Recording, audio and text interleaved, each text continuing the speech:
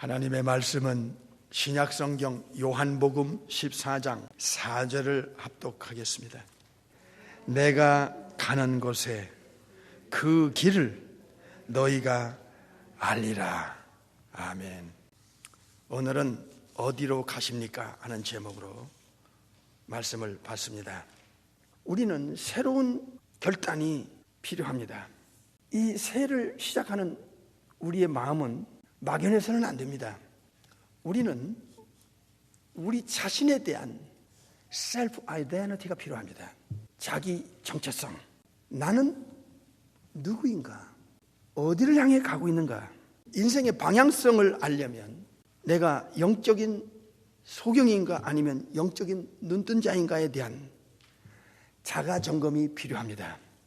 예수님을 믿기 전에 영적인 소경이었을 때는 에베소 2장 2절의 존재였습니다. 공중권세 잡은 자를 따라갔던 존재인데 예수님을 믿고 새로운 창조와 새로운 탄생을 통한 거듭난 새 사람은 에베소 4장에서 요한복음 3장 5절의 사람이 된 사람은 방향을 바꿨습니다. 따라가는 대상도 바뀌었습니다.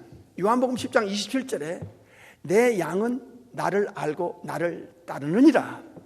이것은 영적으로 소경이었다가 영적인 눈을 뜬 자의 방향성입니다. 어디를 향해 가고 있는가에 대한 정확한 자가진단이 필요합니다.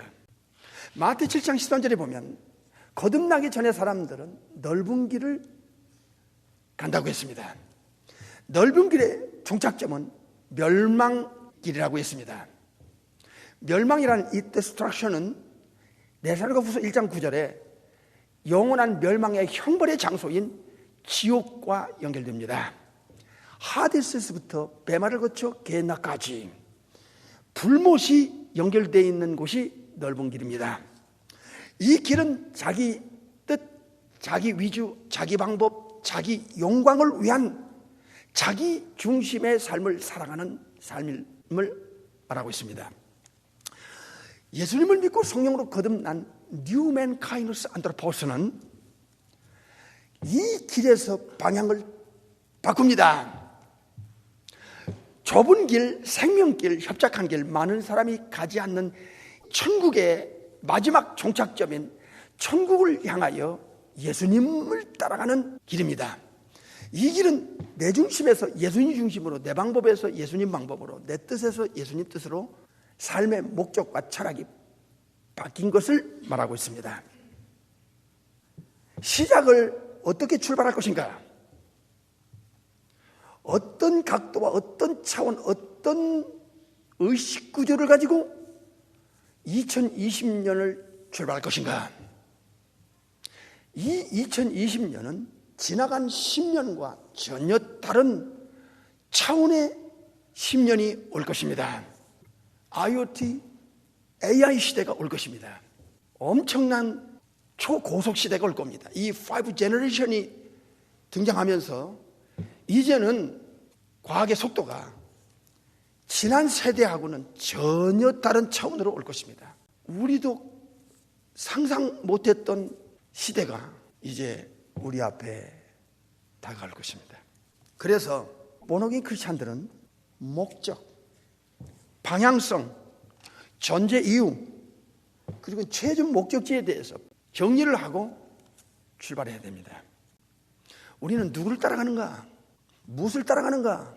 예수님을 따라 생명길을 가는 마지막 종착점이 천국이라고 하는 목적지를 향해서 우리는 초지일관해야 됩니다. 하늘이 두 쪽이 나도 천지가 개벽이 돼도 이 길만은 목숨을 걸고 가야 합니다. 뿐만 아니라 이 변화무쌍한 시대에서는 영적 감지 능력이 필요할 때입니다. 이것은 이 시대를 분별하는 분별력인데 우리는 순간에 사는 사람이 아니고 한참만 내다보는 근시안적인 인생을 살아가는 사람들이 아니올시다. 고린도후서 4장에는 보이는 것은 잠깐이고 보이지 않는 것은 영원하다는 것을 영적인 통찰력을 통하여 익히 알고 있는 사실입니다. 이렇게 영적인 감각을 갖고 출발해야 되는데 보이는 것에 집착하고 순간의 인생을 거는 우리가 아니고 영원하고 영적인 가치 때문에 인생을 거는 출발이 우리에게 있어야 합니다. 많은 사람은 보이는 것에 인생을 걸고 육신을 위해서 인생을 걸고 이 세상이 다처럼 생각하지만 우리는 신기하고 신비할 정도로 우리는 영생을 움켜잡고 있고 천국의 상속자로서의 이 특권과 신분을 갖고 있기 때문에 우리는 이 세상을 나그네처럼 지나간다는 사실을 알고 있고 죽은 후에 반드시 우주적인 법정 최후의 심판대 앞에 서야 되며 그리고 죽음은 영원한 세계로 들어가는 시작이라고 하는 사실을 알고 한 해를 출발하는 사람들입니다. 그래서 세상 사람들은 우리를 이해를 못하는 것이 정상입니다. 오늘 요한복음 14장은 예수님의 이 땅에서의 삶의 목적, 그리고 예수님의 방향성, 그리고 예수님의 최종 종착점을 알려주고 있습니다. 다시 보겠습니다. 요한복음 14장 4절. 내가 가는 곳에 그 길을 너희가 알리라. 예수님은 지금 어디서 오셨다가 어디로 가는 것에 대해서 제자들에게 알려주셨습니다. 끝을 보시고 가고 있습니다. 예수님의 12제자 중에 도마 사도가 바로 그 뒤에 5절에서 예수님께 질문합니다. 주여, 어디로 가시는지 우리가 알지 못하거늘 그 길을 어찌 알겠사옵나이까. 오늘 새해 첫 주일 설교 제목은 어디로 가십니까? 하는 제목으로 말씀을 받고 있습니다. 예수님께서는 예수님이 지금 어디를 향해 가고 계신지를 그 전에 누차 말씀 주셨어요. 14장 2절 보겠습니다. 시작. 내가 내 아버지 집에 거할 곳이 많도다. 그렇지 않으면 너희에게 일렀으리라. 내가 너희를 위하여 초소를 예비하러 간다. 아버지 집에 many mansions, 많은 저택이 있는데 거기에 너의 처소를 예비하러 간다고 하셨어요. 이 방향이 분명하잖아요. 목적지가 분명해요. 아버지 집. 여러분은 어디를 향해 가십니까? 어디를 향하여 출발하고 있습니까? 방향도 없이 목적지도 없이 그냥 한 해를 출발할 겁니까? 이거는 거듭난 자의 의식구조가 아니옵시다. 16장을 다시 가보겠습니다. 28절. 내가 아버지께로 나와서 세상에 왔고 다시 세상을 떠나 아버지께로 가노라. 이게 예수님이 가시는 길이에요. 아버지께로부터 나왔어요. 천국에서 나오셨어요. 주님께서 기도를 가르쳐 주셨어요. 아버지는 천국에 계시고 예수님은 아버지께로부터 천국에서부터 별을 놓고 넘어 베들레헴으로 내려오셨어요. 그 예수님은 내가 아버지께로부터 나왔다. 반복 가르쳐 주셨어요. 또 반복 약속하셨습니다. 내가 아버지께로 간다 이게요. 가는 길이 정확하고 목적지가 아버지께로 가는 거예요. 목적지가 아버지고 하나님 우편이고 마태 26장에 아버지 집 천국입니다. 요한복음 14장 2절에. 그러면 예수님이 가시는 길은 너무나 정확한 거예요. 이게 왜 예수님을 믿고 따라가는 요한복음 10장 27절의 사람들에게 중요하냐? 우리도 예수님 따라가는 길이 똑같아요. 그래서 우리도 그렇게 고백해야 돼요. 나는 어디를 향해 가고 있느냐? 나는 누굴 따라가느냐? 예수님 따라간다. 요한복음 10장 27절에 내 양은 나를 따른다. 예수님이 가신 그 길을 우리는 따라가는 거예요. 아버지께로 가지만 우리도 아버지께로 가요. 내 아버지 집에 거할 곳이 많은 그 예수님이 지어진 천국 집으로 우리는 가는 거예요. 우리의 방향성은 너무나 분명하고 정확해요. 할렐루야. 누가 우리에게, 우리 자신이 우리에게 너 지금 어디를 향해 가느냐? 네가 가고 있는 종착점이 어디냐? 목적지가 어디냐 하면 예수님이 말씀하신 바로 바로 그 말씀이 나의 고백이 되어야 된다 그 말입니다. 시작은 대단히 중요합니다. 목적지가 분명하고 방향이 잡히면 종착점에 도착할 수 있습니다. 근데 방향이 안 잡히고 목적지가 불분명하면 이 사람은 망망대해에 조각배 타고 있는 것과 똑같아요. 바람 부는 쪽으로 방향이 달라지기 때문에 하늘나라에 속한 천국 백성은 영혼의 의식구조가 전혀 다르게 되어 있어요. 우리는 갈라디아 2장 20절에서부터 새로운 삶이 시작된 사람들이에요. 내가 죽고 내 안에 예수님이 계세요. 그래서 예수님과 우리는 하나고 생명적 커넥션이 되어 있고, 로마서 6장에 보면 연합이 되어 있어요. 요한복음 15장에는 포도나무와 가지처럼 너는 내 안에 나는 너희 안에, 우리는 예수님과 끊을 수 없는 생명적 커넥션이 되어 있다고요. 우리는 영적인 눈이 열린 born-again 크리스찬이에요. 요한복음 3장 3절에 하나님의 나라에 대한 소망을, 리빙 호프를 갖고 있어요.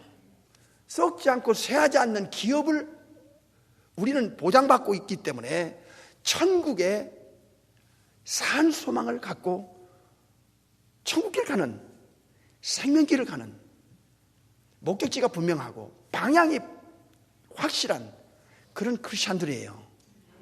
그래서 우리는 가치관이 달라요. 세상 사람들과 다른 가치관을 갖고 있어요. 우리가 거듭나기 전에는 육신의 생각만 했어요.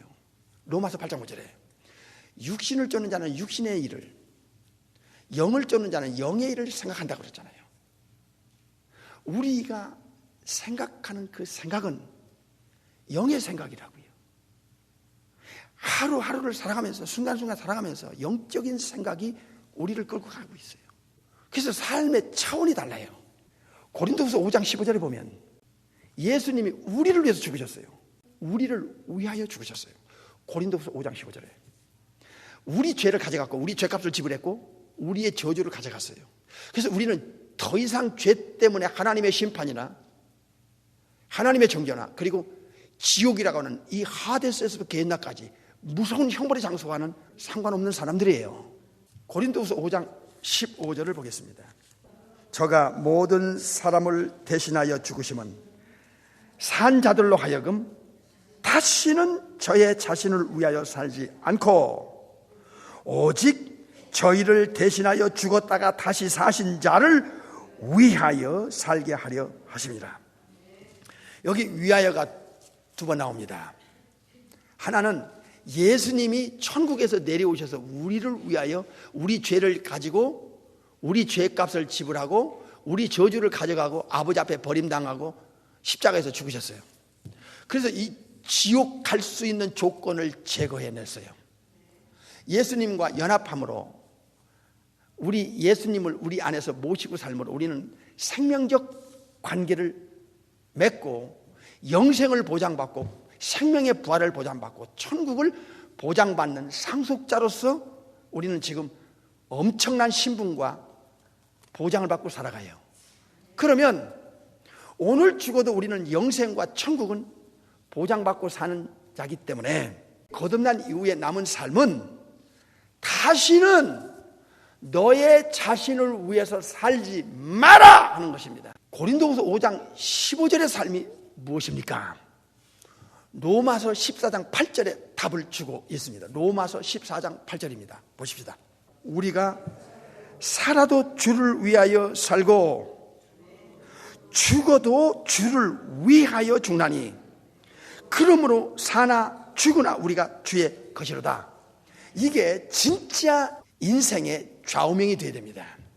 내가 누구냐 하는 존재감을 오늘 이 말씀에서 찾으십시오. 내가 누구냐? 나는 주의 것이다. 예수님 것이다. 예수님이 피값으로 샀다.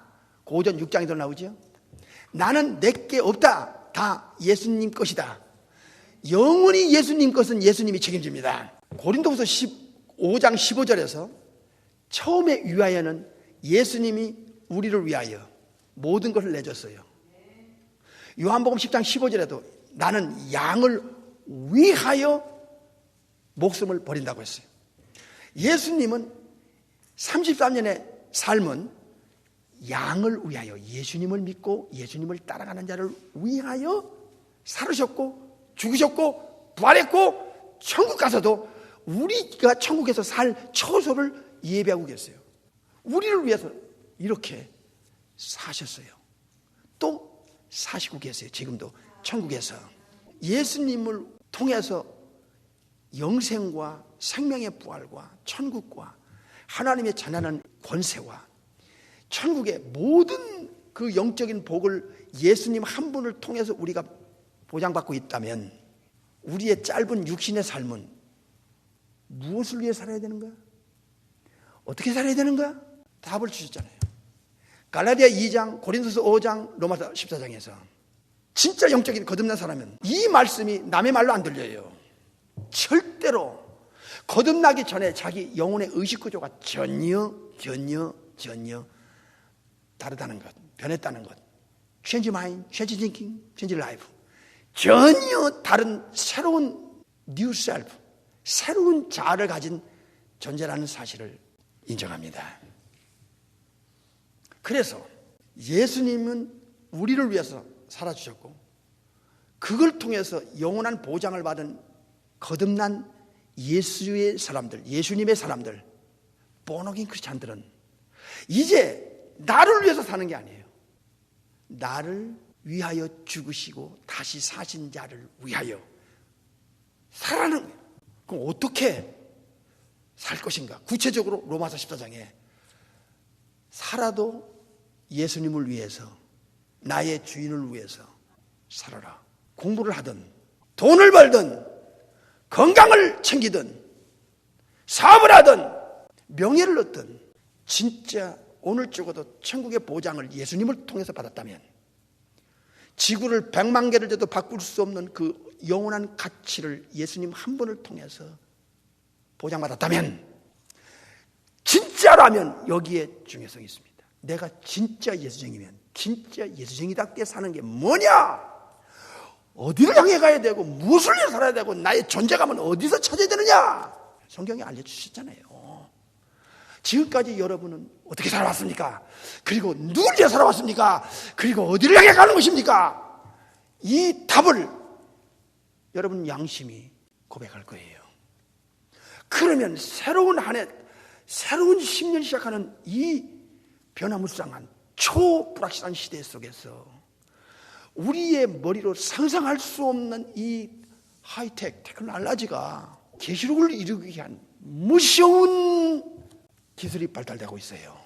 엄청난 데이터를 가질 수 있는 모든 사물이 엄청나게 빠른 속도로 연결될 수 있는 5 제너레이션 시대가 왔어요. 정말 과학의 레볼루션이 일어나고 있는 작금의 현실에 우리가 살고 있어요. 과학이 발달하면 인간의 영적인 것은 굉장히 방해를 받습니다. 지금 운전대를 잡지 않아도 그냥 자율주행으로 가게 되는 시대가 왔어요.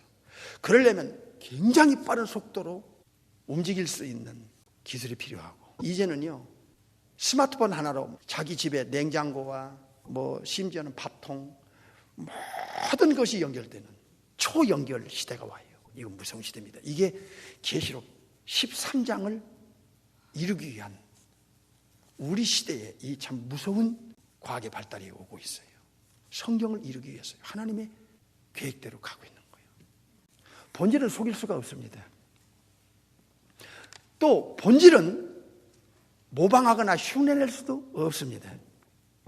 거듭나지 않은 사람이 이렇게 새로운 이런 영적인 삶을 절대로 못 삽니다. 이해도 못 합니다. 이건 불가능한 일입니다. 새 것만이, 새 영, 새 마음, 새 생명을 가진 새로운 창조된 영혼만이 그 안에서 성령님이 인도하고 가르치고 알게 하고 증거하고 깨닫게 하고 분별시키는 그 영혼만이 영적인 삶을 살 수 있어요. 이거는 never, 거듭나지 않으면 불가능한 일입니다. 교회 다녀도 마찬가지예요. 예수님께서는 누구든지 나를 따라오려거든 자기를 부인하고 자기 십자가를 지고 나를 따라 하셨습니다. 자기 중심으로, 자기 방법대로, 자기 뜻대로, 자기 위주로, 자기 영광을 위해 살아가는 인간에게 이건 불가능한 명령입니다. 이건 절대로 불가능합니다. 임파시블에서 뛰어넘어 never 안 됩니다. 근데 이게 거듭나면 신기해요. 갈라디아 2장에서 고린도서 5장을 통해서 로마서 14장 8절이 실제로 거듭난 영혼 속에서 그 말씀을 듣는 순간에 그렇게 살아야 되는데 그걸 인정하고 들어가요. 근데 거듭나지 않으면 이게 이해도 안 되고 무슨 뜻인지도 모르고 그냥 막연한 거부감만 와요. 말도 안 되지. 어떻게 그렇게 살아?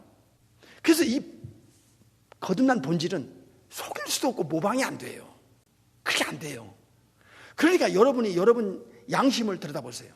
이게 자가진단이 되게 돼 있어요.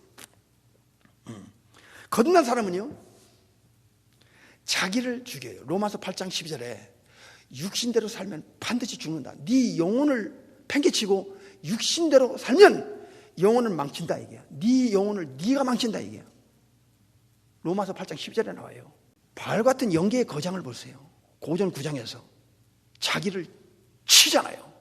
날마다 자기를 죽이잖아요. 육체를 죽이잖아요. 정욕, 육체의 정욕, 안목의 정욕, 이생의 자랑, 잘못된 습관과 인격, 타락한 도덕성과 윤리를 치는 거예요. 에베소 4장 20절에 썩어져가는 구습을 쫓는 옛사람을 벗어버리라. 마태 18장 8절에서는 눈이 반복적으로 너를 범죄케 하거든 네 눈을 네 손으로 빼라 이게. 그 정도로 죄가 무섭습니다. 죄는 영혼을 망쳐놓는 거야. 소경이 눈 뜨면 보이게 돼 있고 영적으로 죽은 자가 영적으로 살아나면 느끼게 돼 있어요. 신기하죠? 천국이 어디 있어? 지옥이 어디 있어? 죽으면 끝나는 거지 했던 사람이 거듭나면 요한복음 3장 3절에서 마태 13장 34절에서 천국을 발견하면요 비교의식이 생겨요. 세상이 다인 줄 알았더니 찬란한 천국을 향하여 마태 11장에 침노에 가는 사람은 이 땅에 목숨을 걸질 않아요. 마귀는요 이 땅에 집착하도록 인간들의 생각과 마음을 강력하게 끌고 가요. 근데 예수님은 천국에 오셔서 얘들아 천국의 집을 지러 갈 테니까 죄 문제 해결하고 저주 문제 해결하고 지옥 문제 해결하고 천국 문제 해결해 줄 테니까 나를 따르라. 이제는 너 자신을 위해서 살지 마라. 이게 거듭난 자에게만 와닿고 이해되고 인정하고 받아들이고 그렇게 살고자 하는 결심과 결단을 하게 하는 것이지, 거듭나지 않고 교회 다니는 사람들, 불신자의 영혼 상태는 오히려 반감을 일으키게 되고 말도 안 된다고 생각합니다. 교회 다녀도 거듭나지 않으면. 이 영적인 것과 혼적인 것은 이렇게 큰 차이가 있는 거예요. 참 신비하죠? 순간을 위해서 영원한 것을 포기하겠는가? 있을 수 없는 일입니다. 거듭난 자에게는. 썩어질 흙으로 돌아갈 육체를 위해서 자기의 영혼을 망쳐놓겠는가? 거듭난 영혼에게는 있을 수 없는 일입니다. 안 됩니다. 이게 거듭난 사람은 이미 영혼의 의식구조가 확 뒤집어졌기 때문에, 바뀌어졌기 때문에, 영적인 눈이 열렸기 때문에 사는 의식 방식이 달라요. 어떻게 템포라리와 이터널을 바꿀 수 있습니까? 고린도서 4장에 보이는 것은 잠깐이요 보이지 않는 건 영원하다 이게요. 영원한 것을 알고 느끼고 체험하고 있는데 순간에 이 세상 것에 인생을 걸겠어요? 영혼을 팽개치고? 이건 불가능한 일입니다. 영적인 사람에게는 이건 불가능한 일입니다. 천국을 향해 가는 사람은 거룩에 대한 몸부림이 있어요. 요한일서 3장 9절에. 그리고 죄에 대한 거부감이 있어요. 신기하죠. 그리고 요한일서 5장 4절에 이 세상을 이겨요. 세상에 빠지질 않아요. 교회 다니면서 여러분의 안목의 정욕, 육신의 정욕, 이생의 자랑에 무방비로 끌려가고 있습니까? 이 사람의 영혼은 굉장히 안 좋은 영혼입니다. 우리가 가는 길은 지옥길이었다가 이제는 천국길로, 넓은 길에서 좁은 길로, 생명길로, 멸망길에서 생명길로 이제는 방향을 바꾼 사람들입니다. 우리는 소속과 신분과 자격과 보장을 확실하게 예수님 안에서, 예수님을 통하여 받고 살아가는 하나님의 자녀라는 엑수시아, 권세를 가진 자들입니다. 그러면 다른 사람이 우리에게 물어봅니다. 당신은 지금 어디를 향해 가고 있습니까? 우리 예수님이 가르쳐 주신 대로 예수님이 가신 그 길을 우리도 남에게 고백하고 내 자신에게 고백하면서 예수님이 가신 그 길을 따라가는 사람입니다. 천국을 향해 가는 성도들아, 앞길의 장애를 두려 말아라. 아멘. 2020년은 여러분의 인생에 새로운 모멘텀이 되길 바랍니다. 또 한 번의 터닝 포인트가 되길 바랍니다. 인생의 근본적 본질적으로 바뀌어진, 그래서 임종 앞에서 떳떳하게 죽고 당당하게 죽어 천국 갈 수 있는 진짜 크리스찬이 되길 바랍니다.